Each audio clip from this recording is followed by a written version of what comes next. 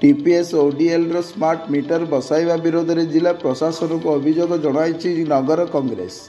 गत किछि दिन है जिलार विशेषकर पालाखेमुंडी सहरर विभिन्न साहिरे किछि व्यक्ति निजेको टीपीएस ओडीएल रो कर्मचारी बोली परिचय दे विभिन्न घरर विद्युत मीटर बसाइबा को कहउछंती। जार मीटर भल थिले मध्य ताकू बदलाई स्मार्ट मीटर बसाइबा को बाध्य करुछंती। यह न बसाइले विद्युत सरबराह विच्छिन्न कराजिबार मध्य धमक देउछंती, जहां नहीं स्थानीय लोके भयभीत हो पड़छंती बोली आज नगर कांग्रेस पक्षर अभियोग करा जायछि।